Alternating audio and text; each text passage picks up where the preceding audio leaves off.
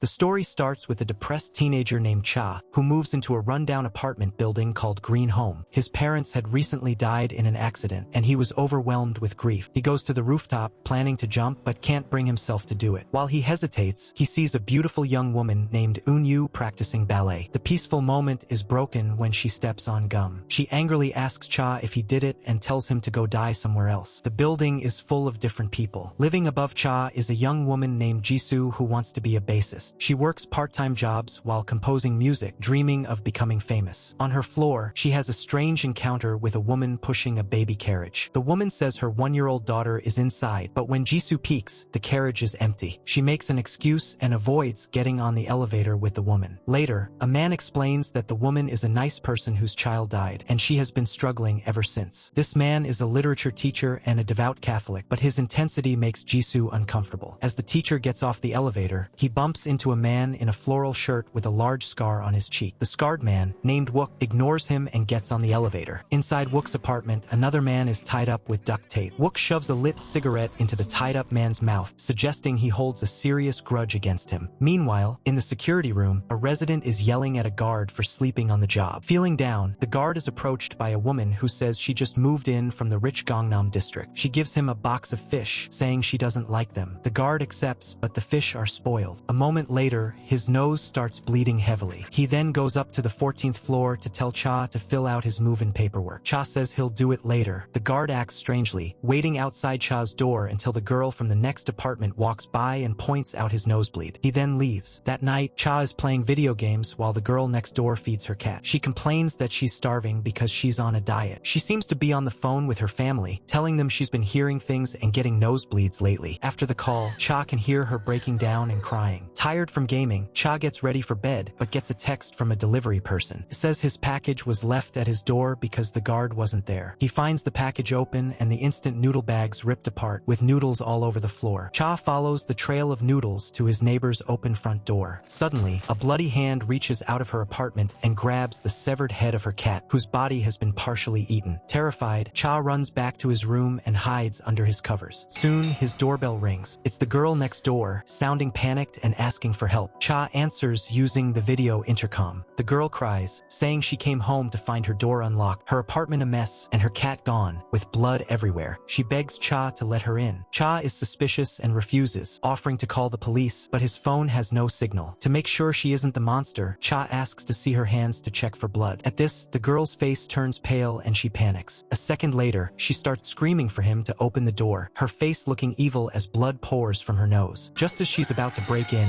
she hears Jisoo's music from upstairs, gets distracted, and leaves. Cha grabs a makeshift club and goes out to see what's happening. He sees Wook coming down the stairs and tries to ask him if he saw a strange woman, but he faints. Upstairs, Jisoo is so into her music that she doesn't notice the chaos. When her doorbell rings, she thinks her music was too loud and goes to apologize. But when she looks through the peephole, she sees the horrifying face of her neighbor, who is now turned into a grotesque monster. The monster keeps saying she is hungry. When Jisoo refuses to open the door, the creature gets angry and starts banging on it. Jisoo grabs a baseball bat to protect herself. When she goes back to the door, the monster is gone, but Wook is standing there, which startles her. Jisoo tells Wook what happened. They notice a big hole in the window at the end of the hall where the monster probably escaped. To show his strength, Wook punches Jisoo's metal door, leaving a huge dent. That evening, a man named Lee, who is Eun-yu's brother, is getting ready for work and finds the elevator is broken. Others soon realize their phones have no service. To make things worse, they discover that all the building's exits have been locked. It seems someone has trapped them inside on purpose. A woman named Seo, a former Special Forces soldier who is now a firefighter, breaks down the lock to the control room. She hopes to use the landline phone to call for help, but it's dead too. The owner of the building's small supermarket finds the main power switch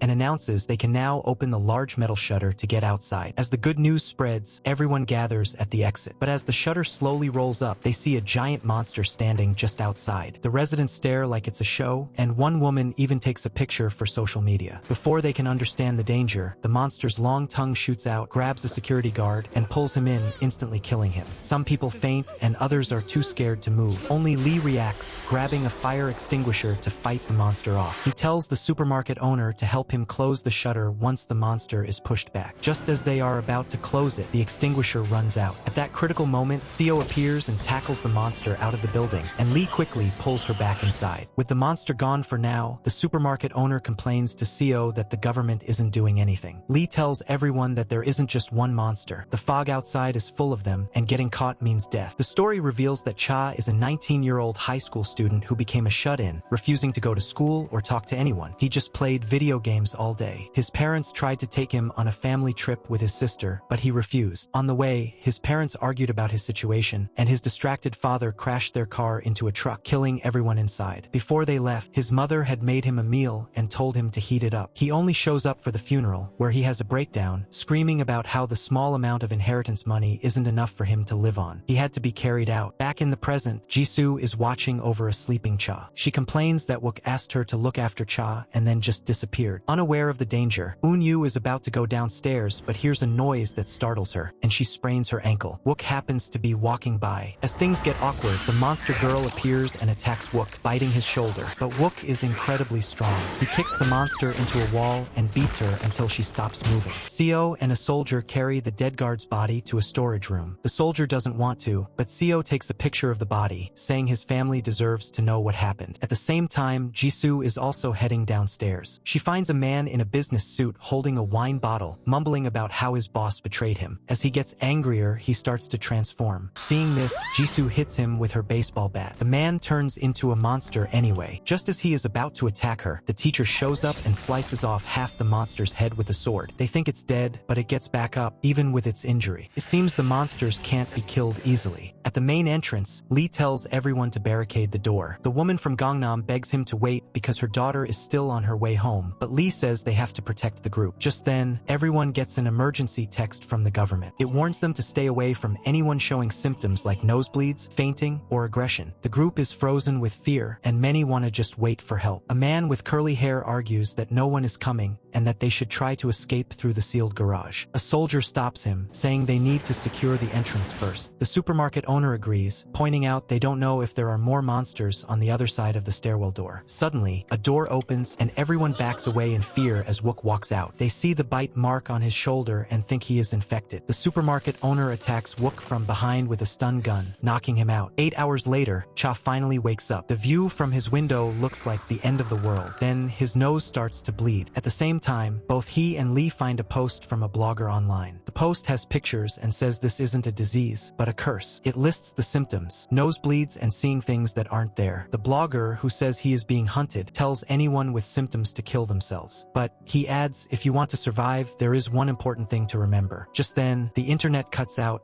leaving them in suspense. Cha remembers the noodles he left outside his door and goes to check. He finds the noodles and the monster with half its head missing. Luckily, the monster can't see. Cha wants to grab a weapon nearby but knows any sound will alert it. He stays perfectly still until the monster wanders off. The supermarket owner and 2 other residents go to the storage room where Wook is being held. Not sure if he will turn into a monster, they decide to kill him just in case. The owner goes into the room wearing a gas mask and is startled by the dead guard's body. Wook, who was only pretending to be unconscious, suddenly headbutts the owner, knocking him out. Elsewhere, Jisoo and the teacher are looking for supplies. They pass Wook's room and hear someone inside saying 4 numbers. Jisoo guesses it's a lock combination. Inside, they find the man who was tied up. The man, a photographer who actually lives in the apartment, says Wook broke in and tied him up. The photographer asks what's going on, and Jisoo tells him it's a long story. As they leave, the photographer feels unsafe without a weapon, so he goes back to his room to get a hammer. Soon, they find another resident who has hanged himself. The sight reminds Jisoo of a friend who also took her own life. The teacher thinks the man gave up, but the photographer points out that the man has been dead for at least a week. When the teacher asks how he knows, the photographer refuses to say and goes back to his room. Cha thinks about killing himself while he is still human. As he looks out his window, he sees a man from the 12th floor climbing down a rope to get food for his 2 kids. The man doesn't see a monster watching him from nearby. Cha yells a warning, but it's too late. The man is attacked and falls. Hearing the children crying for help, Cha feels he has to do something. He goes downstairs, but the monster spots him immediately and wraps around him like a snake. Just when Cha thinks it's over, the monster's head is blown off. The person who saved him is another resident from his floor who used a homemade cannon. The man communicates with Cha by writing, warning him that noise attracts the monsters and that they don't really die. Cha looks down and sees the monster's headless body is still moving. The man asks Cha if he wants to save the children, and Cha decides to be a hero. He follows the man's instructions and wears headphones with an active phone call, which will make static sounds when monsters are near. Cha makes it to the man's apartment. Turns out the man is a veteran in a wheelchair who is skilled at making weapons but can't move around. This means Cha has to rescue the children by himself. The veteran turns Cha's club into an electric baton with a blade, telling him it's for self-defense, not for killing the monsters. Cha asks about the cannon, but the veteran says he only has 3 shots left and is saving the last one for himself. With no other choice, Cha takes the electric baton and leaves. The monster with half a head is still in the hallway. Cha hides in a broken elevator to avoid it, but then the power goes out, leaving him in total darkness. He uses the chance to shock the monster and run. It follows the sound, but its tentacles can't find him. Cha uses its sensitive hearing against it by throwing bouncing balls as a distraction, then zaps it from behind,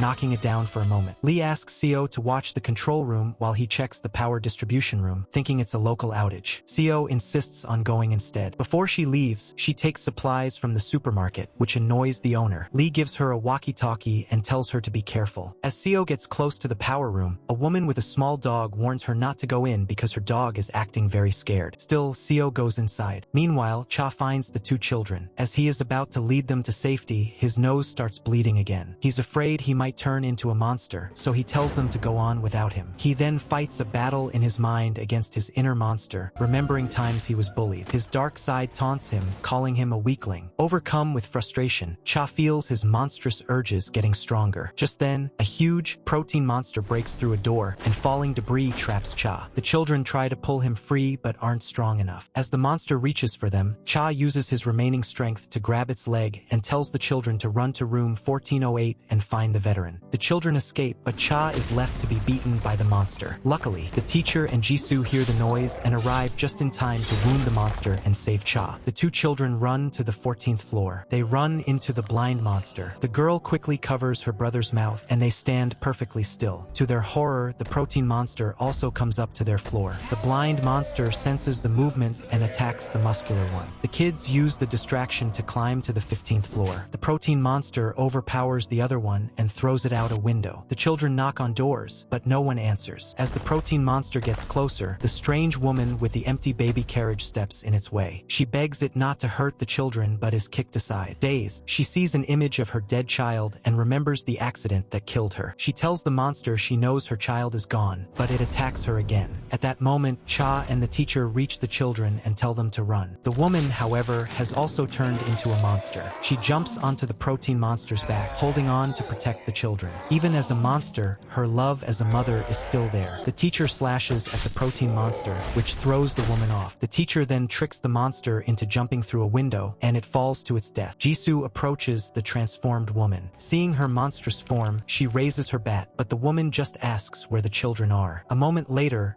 she changes back to her human form. Cha takes the children to room 1408, and Jisoo brings the woman there too. The teacher and base girl pack their things and also head to room 1408 to regroup. On the other side of the building, Seo gets to the power distribution room and turns the power back on. A news broadcast appears on a TV, showing the South Korean president declaring a state of emergency. In the middle of his speech, the president himself turns into a monster, and the broadcast is cut off by the sound of gunfire. The realization that even the government is falling apart causes everyone to panic. At this point, Lee remembers that his sister, Eunyu, is still in her room upstairs with her sprained ankle. After treating her own injury, she had used a knife to cut her ballet skirt into bandages. Seo hasn't returned because she was attacked by a spider-like monster on her way out. She is now trapped in a web, hanging upside down from the ceiling. Downstairs, the survivors want food from the supermarket, but the owner locks the door, saying he's not giving anything away for free. Just as people start to get desperate, the photographer shows up with a box of food food and starts handing it out. The woman with the dog notices blood on the box and sees her dog acting scared, so she refuses the food. Lee uses the building's announcement system to call all survivors to the first floor, telling them to bring food, medicine, and weapons. The Gangnam woman uses the distraction to secretly unlock the main door. Her daughter has made it to the entrance, but the others hold the woman back to stop her from running out. The soldier, however, runs out to save the girl. He is killed by the long-tongued monster, which then kills the girl as well. The horrified residents can only watch as the monster eats her body. Lee struggles to barricade the door again, and the monster's tongue breaks through a metal cabinet, almost hitting him. The grieving Gangnam woman blames Lee for her daughter's death, screaming that she could have saved her. Realizing that hiding won't work forever, the teacher and Jisoo decide to go to the first floor to see what's happening. Cha volunteers to go with them. The veteran, worried for them, insists they take his homemade weapons. On the first floor,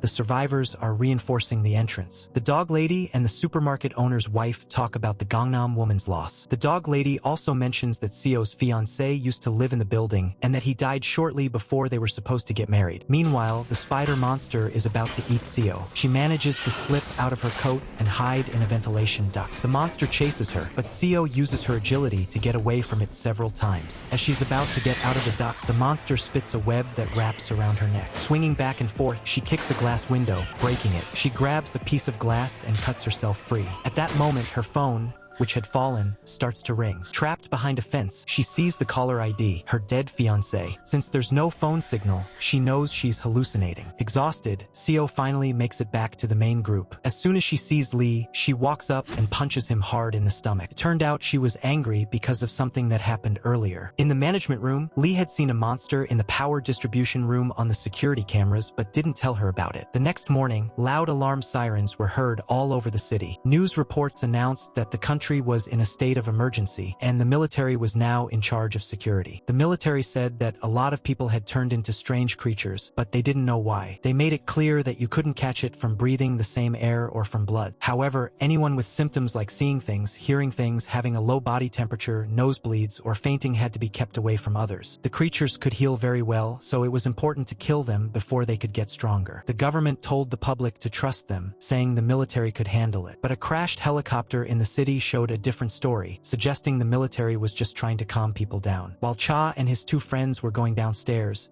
they found a dead man. His body was still warm, so he had died recently. Jisoo found a bag of snacks in the dead man's pocket and gave it to Cha after their teacher said a prayer. Suddenly, a monster attacked Cha, knocking him off the stairs. He landed near Eunyu, who screamed when she saw him lying in a pool of his own blood. As Cha passed out, he had a dream that he was at his family's funeral. He knelt and cried, begging them not to leave him. Then, his relatives and friends appeared behind him, calling him a monster and dragging him away. Cha woke up from the nightmare and learned from Lee that he had fallen from the 9th floor, but he had completely healed in only 3 hours, which proved to everyone that he was infected. To decide what to do with Cha, Lee held a meeting for all the survivors that night to have a secret vote. The supermarket owner caused trouble again, threatening Cha with a knife and trying to get others to kill him before he could turn. Nobody would do it. The vote ended in a tie, with one spoiled ballot making the final decision. The supermarket owner couldn't accept it and refused to let a monster stay. But just then, his nose started bleeding heavily, a sure sign that he was also infected. The owner went quiet, covering his nose and saying he was just tired. As he tried to walk away, Cha stopped him and said that he had a right to vote, too. He then cast a vote to let himself stay. At that moment, the owner collapsed. Afterward, people whispered about whether they should kick both of them out. Since desire was what triggered the change, many figured the supermarket owner's greed had caused him to get infected. When he woke up, he asked Cha for advice, wanting to know how he had managed not to turn into a monster. Cha just told him to get a hold of himself. Seo found out from the dog lady that the soldier had died trying to save people. This upset her because he was one of the few strong fighters they had. The supermarket owner's wife gave Seo a can of food to help her get her strength back, but Seo, who looked like she might be pregnant, couldn't eat. The Gangnam woman stared at a photo of her daughter on her phone, overcome with sadness. Jisoo went to comfort her, giving her a bag of chocolate and saying that you need strength to grieve properly. In the bathroom,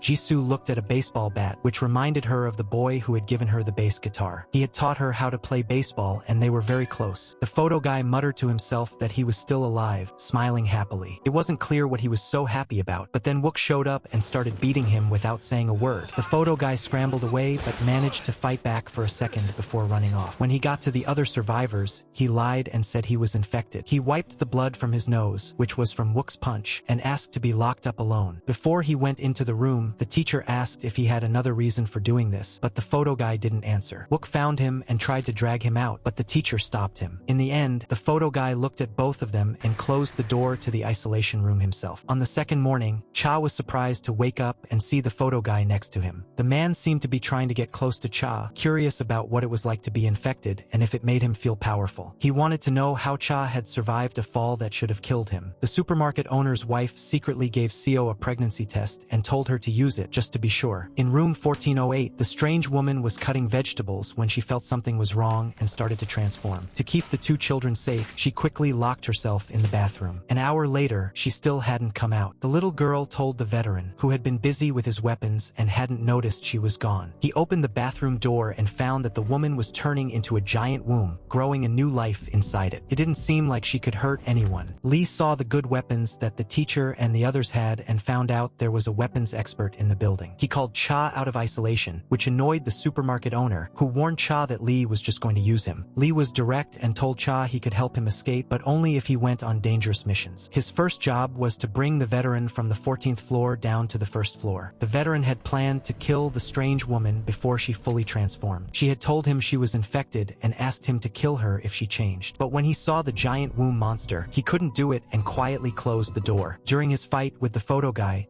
Wook had stolen a key from him. Even though people warned him not to, Wook was determined to open the locked staircase door to go upstairs, and it seemed to be connected to the key. Lee told Cha that the veteran was the main goal and the two children were less important and could be left behind if needed. Seo was angry when she heard Lee was using Cha. However, Cha agreed to do it. He understood his own situation. No matter how badly he was hurt, he would always heal. For him, turning into a monster was a fight inside his mind, and since he was very good at not changing, he was their best weapon. Lee told Seo they should use the people who were turning into monsters, but she didn't agree with him. He then showed her a pile of no votes he had ready to cheat the vote, but he never had to use them because more people voted no than he expected. He explained that people weren't letting Cha stay because they were kind, but because they were scared they might get infected too. Keeping Cha around was like a backup plan. Lee then showed Seo an article about the infection written by the blogger. Coincidentally, Seo had seen the same article on her fiancé's tablet, which suggested he was connected to the blogger. Meanwhile, Cha started to transform. In a daze, he opened the staircase door, wanting to kill monsters. Luckily, Wook showed up just in time to snap him out of it. But as Wook turned, he was grabbed by a creature with very long arms that moved incredibly fast. Just then, a masked girl with a bow and arrow shot the monster's hand, making it run away. Wook was alive, but the room behind him was full of dead bodies. The monster had been bringing people there to kill them. The masked girl was a caregiver named Yuri, and she was with an old man named Ngilsiep. On the ground, they found a diary that belonged to the monster. It said that he was once a man who failed to grab his son's hand, and the boy died in an accident. He desperately wanted longer arms to save his son, and this desire turned him into a monster. After Wook woke up, Yuri tried to treat his wounds, but he just left without saying thank you. And Ngilsiep told her not to worry about it. She then noticed Cha's injuries and offered to help, but he refused. And Ngilsiep realized Cha was infected and warned Yuri to stay back while pointing a crossbow at Cha. They then watched as the wounds on Cha's face healed by themselves. And Ngilsiep told Cha to leave, but as he turned to go, he heard Ngilsiep laugh. He was just joking. When he learned Cha was going to the 14th floor, and Ngilsiep offered to help. Back in the isolation room, the supermarket owner's wife watched her husband sleep with a knife hidden behind her back. Her husband was not only selfish but also hit her. She told him she would kill him after she became a monster, but then decided that was too easy and she'd rather do it while she was still human. The man didn't believe her. It seemed like she was just trying to scare him, and in the end, she didn't do it. As she left, the photo guy asked where Wook was. When he heard Wook had gone upstairs, the photo guy panicked, realizing he had lost his keys. He frantically searched for them, afraid of what Wook might find. Using the stolen keys, Wook opened a metal door and found a darkroom for developing photos. It turned out the photo guy was a monster who used his volunteer work to get close to children. He had kidnapped and hurt a little girl and had taken many photos of what he did. Cha, Yuri,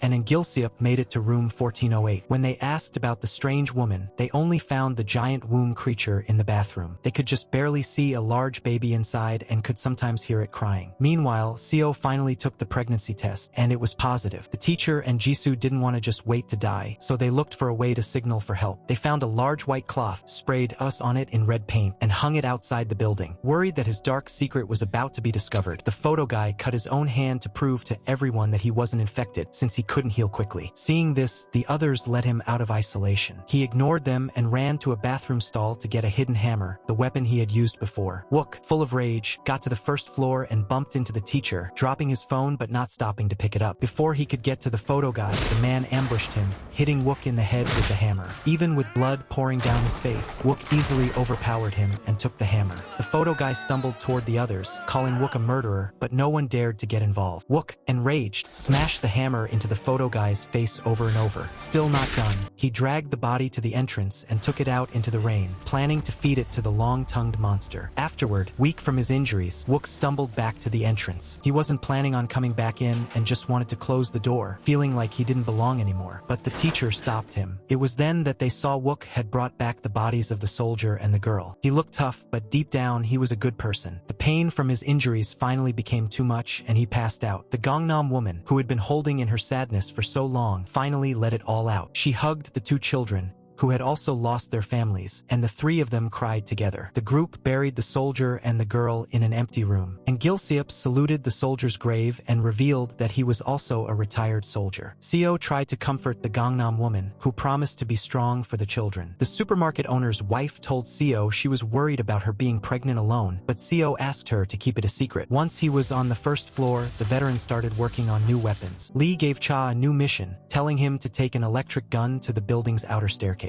Meanwhile, the long-tongued monster was eating when the protein monster suddenly appeared. It grabbed the creature like it was a bug, showing it was on a whole other level of strength. The photo guy got what he deserved, but Wook hated him so much because of his own past. When Wook was a teenager, his father was killed in a fire set by a crazy person who also gave Wook the scars on his face. The court let the killer go. One night, Wook found him and asked why he set the fire. The man said it was for fun and showed no regret. In a rage, Wook stabbed and killed him. Later, a farmer hired Wook to find his daughter who had been kidnapped and killed. The police weren't doing anything, so he wanted Wook to get revenge. This is why Wook hated the photo guy so much. He reminded him of the man who killed his father. When Wook woke up, he didn't recognize Yuri next to him and grabbed her by the neck, but stopped just in time. Yuri had an asthma attack and ran to the door to use her inhaler. And Ngilsiop was outside watching things through binoculars from his motorcycle. Yuri saw him and told him to look but not to get any ideas. The group argued about whether to let Wook stay. Some said he was right to kill the photo guy, while the curly-haired man was afraid he might kill again. Wook walked over, and the man immediately shut up. To thank Wook for bringing her daughter's body back, the Gangnam woman offered him her jewelry, but he had already walked away, showing he wasn't a killer who cared about money. The teacher gave Wook his phone back and, after seeing the text between him and the farmer, knew Wook was a good person and said he should stay. He asked Wook why he had burned the money the farmer paid him. Wook said he couldn't finish the job, hinting that he had seen the horrible photos of the tortured girl. Elsewhere, Jisoo came out of the bathroom with a nosebleed, her body twisted as if she were infected, but she walked right into a trap set by the group. Seo walked up to her with an axe, and Unyu clapped, saying it was just for fun. They were practicing. Seo went alone to the power room to find the lost cell phone. Lee said she was too independent to be part of the group. Seo now believed her fiancé was the blogger and decided to leave the apartment to find out more. She got the motorcycle keys from Ngilsiop and sped away. To save energy, Ngilsiop established a set of rules for Green Home. Patrol in teams of at least 2, report anything strange immediately, ration food to 1 meal a day, and check everyone's temperature at 8 p.m. every night to catch infections early. Cha, who had been out all day, finally came back with supplies. After finishing his job, he went back to the isolation room as he was told. The veteran defended him, saying there was no reason to lock him up since he hadn't hurt anyone. Lee argued that Cha was still a potential threat and had to be kept separate. When Cha had returned that morning, they had given him a note with his daily job: set up a warning system of fishing lines with bells and balloons, and search every room for things people wanted. He risked his life for them, only to bring back things like sunscreen,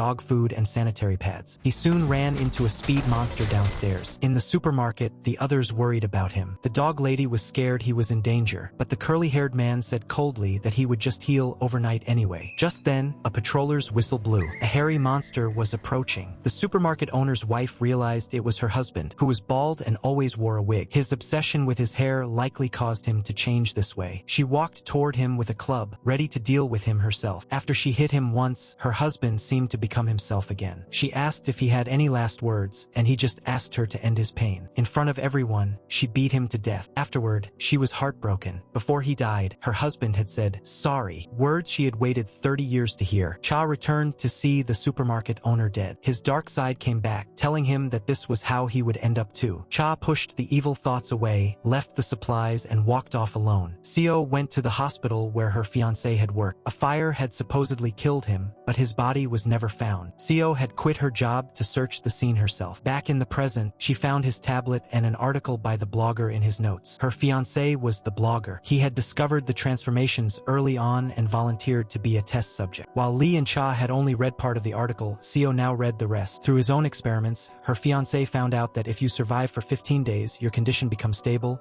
and you turn into a special kind of infected person. As Seo was reading, she was surrounded by soldiers who took her away. To save power, the building's electricity was cut off, which caused a panic. With water and food running low, Unyu tried to keep everyone's spirits up. In his room, Cha fought his dark self again, who tried to trick him into turning into a monster by tempting him with his desires. Once again, he beat it with his willpower. When he woke up, Unyu was there. She saw the wounds he had given himself and told him to act tough so others wouldn't pick on him. She left him a pack of band-aids.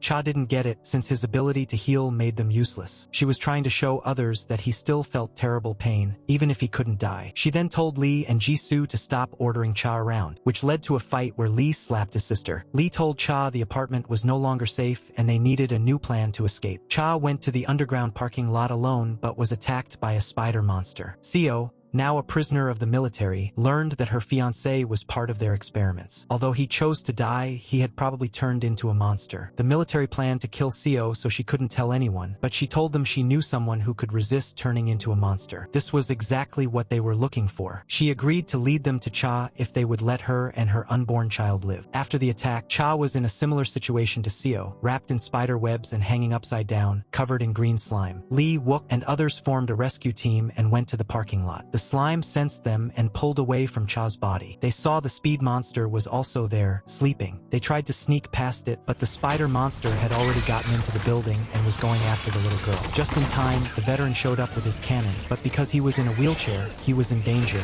and the girl was captured. In the parking lot, the group rescued an unconscious Cha. As they were about to leave, Jisoo got a stomach cramp, which made her drop some weapons and wake up the speed monster. Lee shot one of its eyes out, but was knocked away. To buy them some time, Lee set off a car alarm to distract it. As the monster chased them, Lee drove a van into it, giving everyone a chance to jump in. The van sped through the chaotic parking lot, running into more monsters. They climbed onto the van, and one grabbed Jisoo's hair. The teacher quickly cut her hair with his sword. The van eventually crashed, and everyone ran. The monster appeared again, but Ngil-seop showed up with a flamethrower and burned the creatures to ash, which they couldn't heal from. Meanwhile, the veteran was still fighting the spider monster. He was hurt, and the little girl was captured. At the last second, Yuri and Unyu worked together to trap the monster. The little girl threw a burning lighter at it, but it wasn't enough. Just in time, Cha and the others returned. He stabbed his electric knife into the monster, shocking it until it stopped moving. The monster finally stopped moving. Even though Cha had saved everyone, they just stared at him and kept their distance, not daring to get closer. The woman, however,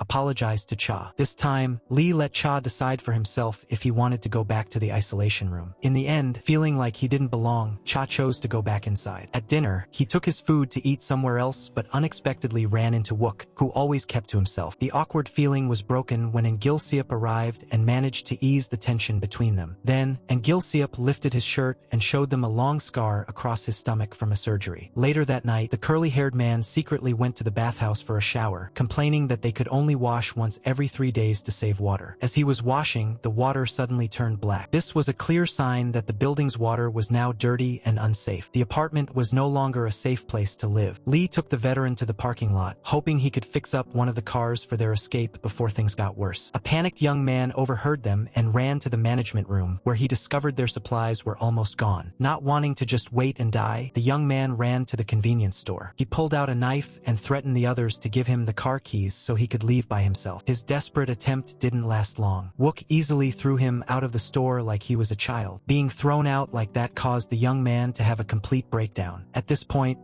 Gilseop stepped in and told him that people who let fear make them cause trouble are always the first to die. Scared by this warning, the young man calmed down. The growing problems in the apartment couldn't be hidden anymore. Lee told everyone the plan. They only had 5 days of food left, so they had to go out and find more. Everyone thought Cha would be sent on the mission, but Lee gave the job to Wook instead. At first, Wook didn't want to go, since he had only agreed to help the teacher manage their food. But after Lee convinced him, Wook started to reconsider. Just then, the young man came over to apologize, and Wook, in turn, said sorry for being so rough with him earlier. Later, Jisoo was playing a song by herself when Cha found her. He told her he hoped she would keep playing because her song made him feel at home. The name Sweet Home came to his mind, and just like that, the song had a title. But this happy moment was quickly followed by trouble. Earlier, when she had helped rescue Cha in the parking lot, Jisoo had started to feel sick. Now she finally collapsed, her face pale. She knocked desperately on the bathroom door, but Eun-yu, who was just sitting around inside, refused to open it. After a while, the noise outside stopped. When Eun-yu finally opened the door, she found Jisoo unconscious on the floor. Lee, who had gone to medical school, figured out she had appendicitis and needed surgery right away. But he had no real-life experience and none of the right medical tools, so he didn't know what to do. Wook volunteered to go out and find the supplies, and Yuri and Cha decided to go with him. As they left, Cha was hit with memories from his past. He used to be a happy young man. One day, a rich kid transferred to his school. A basketball hit the new student and knocked him down. Cha yelled at the person who threw it and helped the rich kid up. He had no idea this one act of kindness would start a nightmare. The next day,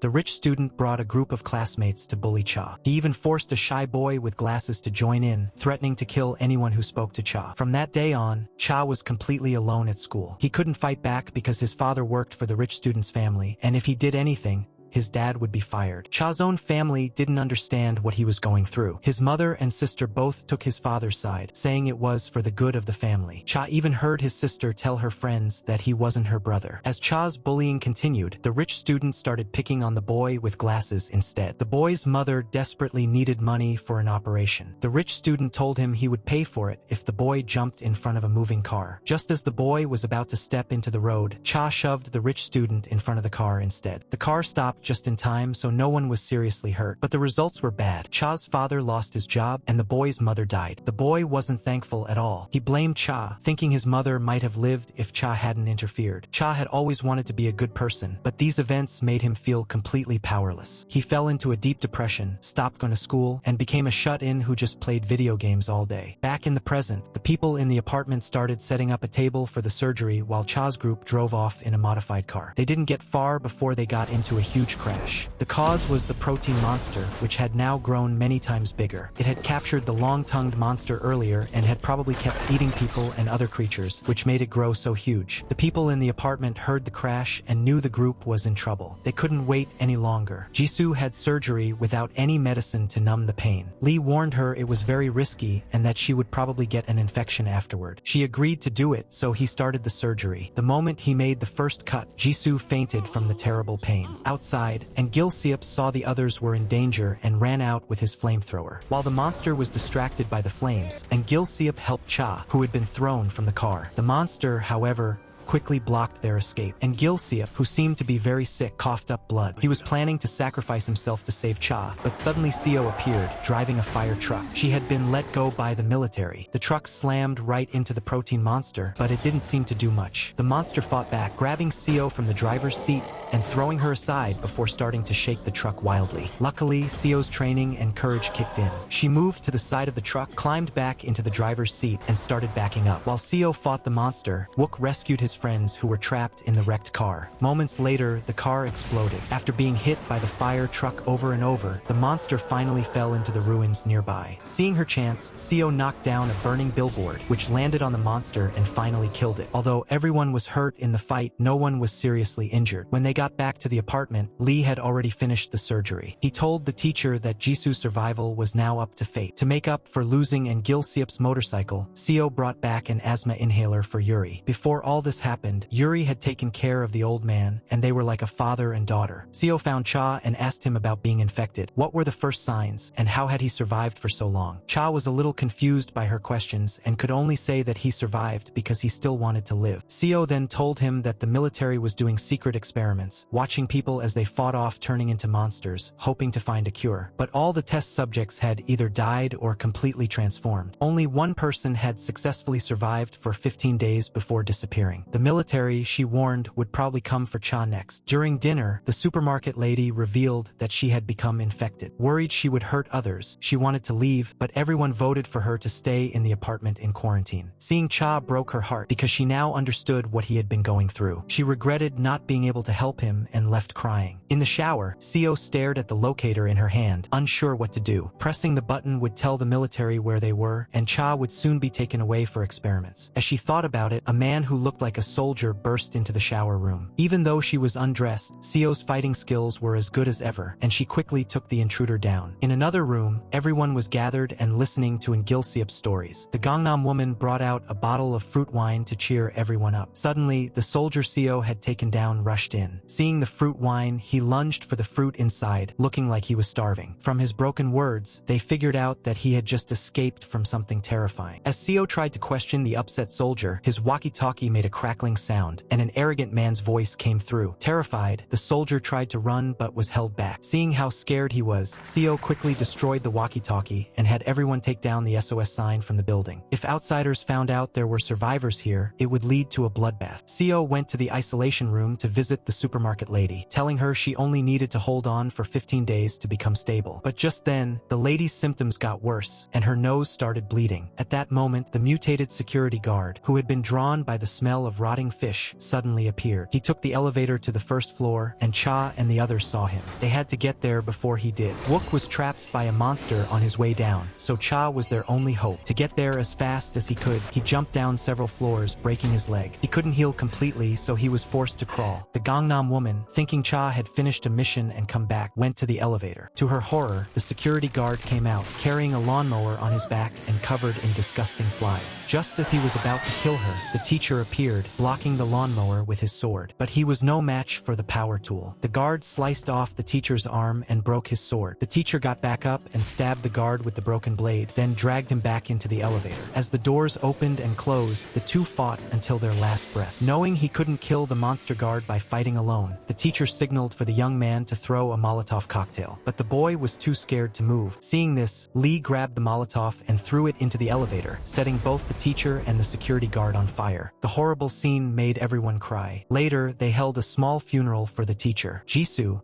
who had just woken up from her surgery, stood at the back of the crowd before leaving alone. She couldn't accept what had happened and fell into despair. Unyu offered her a bag of chocolate, but she pushed her away, believing that everyone who got close to her ended up dying. The boy who liked her had killed himself, and now the teacher who had cared for her was dead. To cheer her up, Unyu shared her own story. She and Lee were not real siblings. She had asked her parents to take her to a performance, and on the way, they got into the car accident that killed both her parents and Lee's. The two orphans were left to take care of each other. Lee had quit school to work and pay for her ballet lessons. To repay him, she had studied hard, but an ankle injury now meant she couldn't do difficult dance moves. After comforting her, she gave the teacher's broken sword to Jisoo. The teacher had been the first person to accept Wook, and his death left a huge hole. Wook poured a bottle of wine on the teacher's grave to remember him. Meanwhile, it was the 10th day of the supermarket lady's fight against turning into a monster. In 5 more days, she could become a special infected person. She kept telling herself that she could make it. The military found a group of their dead soldiers who had been killed by the same gang they heard on the radio. The gang had stolen an armored vehicle and was now heading toward Green Home. In the observation room,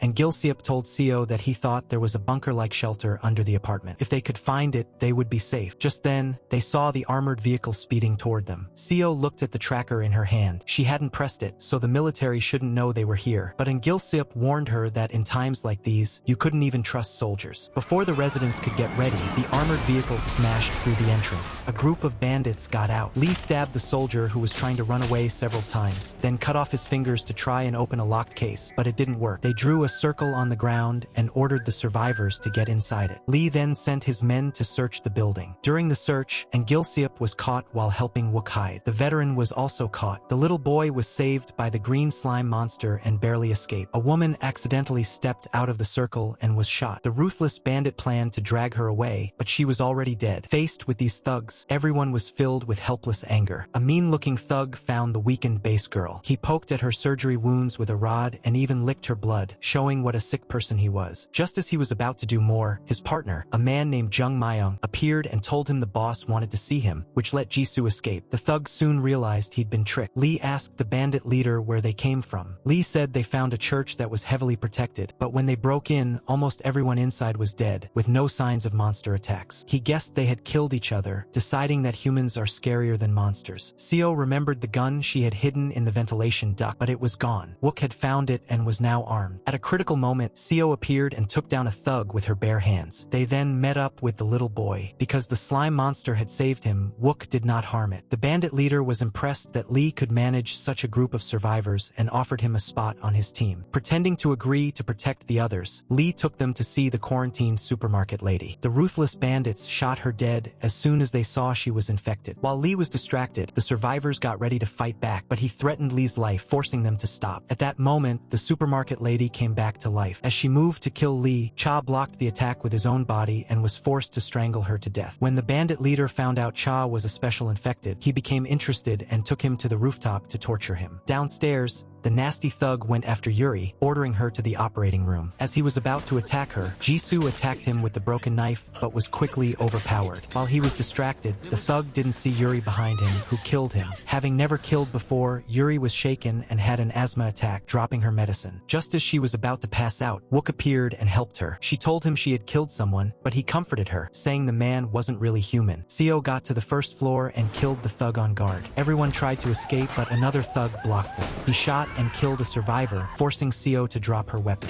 He then started beating her as she desperately tried to protect her stomach and her unborn child. This made the other survivors furious. They ganged up on him and managed to kill him. As they cleaned up, the veteran's nose began to bleed. On the rooftop, the bandit leader was thinking of different ways to torture and kill Cha. Just as he was about to do something, Cha shoved his hand into Lee's chest and threw him off the building. A henchman shot Jung Myung in the neck, but he healed instantly and killed his attacker, revealing that he was also a special infected. Seeing this, the other thug backed down, and Jung Myung let him live. Jung Myung held out a bloody hand to Cha for a handshake, but at that moment, a military helicopter flew over, dropping red flyers. They were announcements telling people to report special infected individuals. Cha asked Jung Myung why he killed his own men. Jung Myung said he was like a wolf hiding among sheep, pretending to be one of them for fun before killing them. He saw it as a rule of survival. Cha argued that not all monsters are bad and took Jung Myung to see the womb-like creature on the 14th floor. Jung Myung agreed that some monsters don't hurt people, but asked if any humans wouldn't harm monsters, pointing to the military's announcement as proof. He warned Cha that his friends would betray him for the promise of safety, because humans can't be trusted. As they went down, Jung Myung made Cha walk in front. On the first floor, the survivors aimed their guns at the elevator. Lee chose to trust Cha, but the others kept their weapons pointed at Jung Myung. Cha asked them to lower their guns, explaining that Jung Myung had saved him. Jung Myung then suggested that they find others like them, claiming the people in the apartment were just using Cha. He revealed that he had been part of the military's experiments. He thought he had a disease and volunteered, only to be frozen,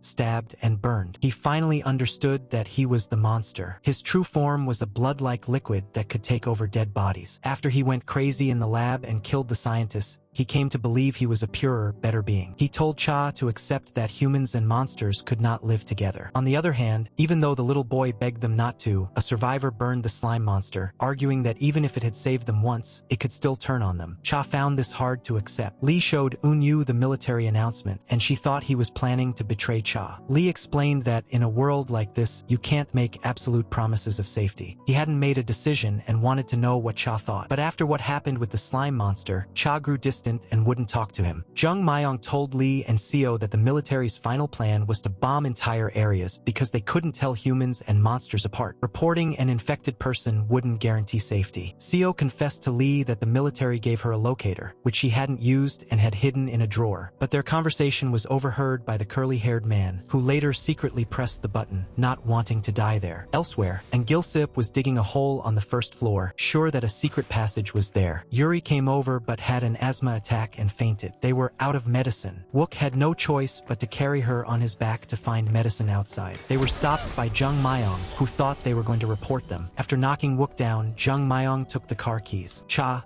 believing they wouldn't betray the group, took the keys back and told them to go. This made Jung Myong furious. As Wook carried Yuri away, Jung Myong shot and killed them both. He then started killing the rest of the residents. Cha tried to stop him but was thrown across the room. A resident who had always been shy became a hero, taking a bullet for the dog lady and dying to save her. Seo fired several shots at Jung Myong, but he healed instantly. Cha finally saw Jung Myong's true nature, and the two began a fierce battle. Cha was no match for him. Jung Myong revealed that the supermarket lady hadn't died when Cha strangled her. She only died after her body was burned. After beating Cha, Jung Myong got ready to kill the others. Just then, a solar eclipse happened, and Cha's body began to change. He started to evolve. A giant wing grew out of his arm, turning him into a dark angel. Seeing this, Jung Myong became overjoyed. The wing wrapped around him, and even though Cha had only partially evolved, his new power was enough to kill Jung Myong easily. But Cha had completely lost control and turned on the other survivors. The veteran used his own body to stop him, and the wing stabbed right through him. The shock brought Cha back to his senses, and he broke down in despair before collapsing. The veteran stopped breathing. In front of the apartment, Wook used his last bit of strength to carry Yuri to the car before collapsing at the door. Cha woke up with no memory. Looking at the veteran's lifeless body, he couldn't remember who he was, but flashes of their time together brought tears to his eyes. The others decided not to tell him the truth, thinking it was better for him not to remember. The little boy was heartbroken over the death of the slime monster, thinking it might have been their father who had turned. His sister preferred to believe their father was dead rather than a monster, and they argued about it. And Gilsiep then remembered that the veteran had given him a key after he got infected. Inside a cabinet, he found a box with a handmade medal, a gift for the siblings. After they put on the medals, the brother and sister finally made up. The next morning, they found that Gilsiep had died peacefully in his sleep. While burying him, Seo found that the hole he had been digging led to the secret underground passage. What no one knew was that Jung Myong had not died. Cha had only destroyed the body he was using. Now just a liquid-like being, Jung Myong drove away in an armored car. That night, it started snowing heavily. The military surrounded the apartment, promising the survivors a ride to a safe camp if they handed over the infected. Everyone hoped Cha would stay, but Cha with no memory wanted to leave. The little boy wrapped a scarf around his arm to keep him warm. Meanwhile, a thug went to the basement to flip a switch, hoping to escape, but he caused an explosion and died. Hearing the blast, the military thought the residents were fighting back and opened fire. Everyone was forced to hide in the underground passage. Unyu was worried because she didn't see Cha. Lee decided to go find him, promising his sister he would come back safely. He found Cha and once again gave him a choice. In the end, Cha walked out into the snow, and Lee did not return to the passage. Unyu realized her brother had lied to her. Alone in the management room, Lee looked at a family picture, with tears in his eyes. His nose began to bleed. He was infected and chose to stay behind. Outside, Cha walked slowly as the military shot at him. Flashes of his time with the apartment residents filled his mind, and it seemed like he was getting his memory back. In the secret passage,